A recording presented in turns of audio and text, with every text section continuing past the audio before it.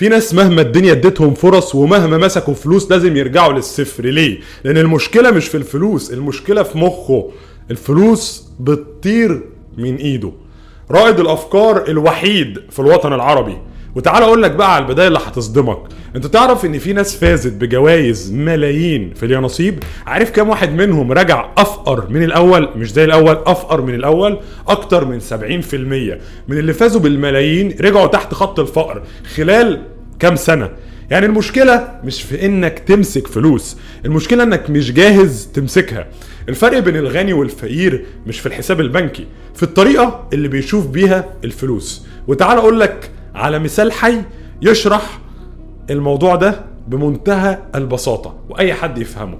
تخيل معايا في 2 خدوا نفس المكافأة 100,000 جنيه بس. الاول نزل جاب موبايل ايفون، لابتوب، خروج، لبس من براندات، اكله كله بقى دليفري، وقال لك انا عايز اعيش براحتي بقى، انا تعبت. بعد 3 شهور صفر.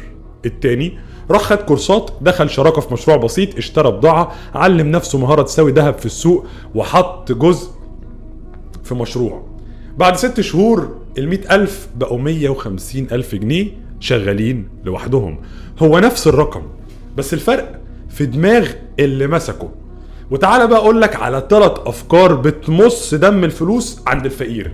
1، انا تعبت استاهل اكافئ نفسي. دي اول جملة بيقولها الفقير اول ما يمسك قرش. يكافئ نفسه بايفون ب40,000 جنيه وبعدها يشتكي من الفواتير.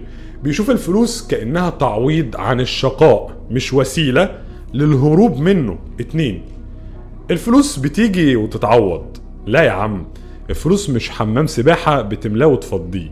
الفلوس لو ما جاتش بعقل هتروح من غير سلام ولا كلام. دي جملة بيرددها اللي عايز يريح ضميره بعد ما يهدها ويهبدها في تفاهات. 3، انا مش بعرف اوفر. دي كدبة مريحة.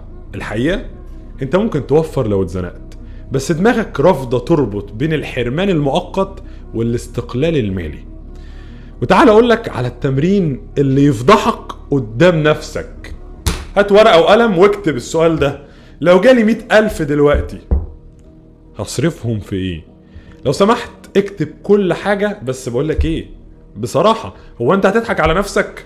عربية ولا لبس ولا كورسات ولا مشروع ولا اكل دليفري ولا سفر وخروجات ولا ولا ولا وبعد ما تكتب صنفهم بقى سعادتك: ايه استثمار، وايه تفاهة، وايه حاجة هتجيب دخل، وايه هتطيره من غير ما يرجع. وهنا هتعرف دماغك ماشية في انهي طريق الغنى ولا طريق الافلاس. وتعال اقولك على العلاج العقلي للفقر. غير المحادثة اللي في دماغك دي، بدل ما تقول انا فقير قول انا لسه في اول الطريق. وبدل ما تقول مش بعرف اوفر قول انا بتعلم اكون ذكي ماليا.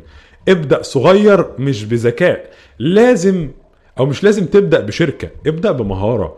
مش لازم تعمل مشروع كبير، ممكن تسوق لحاجة غيرك بيعملها وتاخد نسبة عمولة. يعني اسأل نفسك كل يوم: ايه الحاجة الصغيرة اللي ممكن اعملها النهاردة وتجيب لي فلوس بكرة؟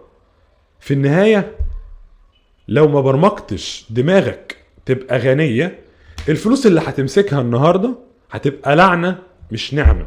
الفقر مش دايما في الظروف، اوقات كتير بيكون من دماغك. ابدأ النهاردة تغير دماغك قبل ما تطلب تغيير في حسابك البنكي.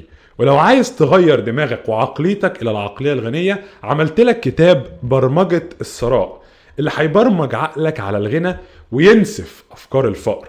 كتاب الكتروني سعره 800 جنيه على الواتساب فقط متاح. اكتب لي تم في التعليقات وهبعت لك رقم الواتساب اللي تطلب منه الكتاب.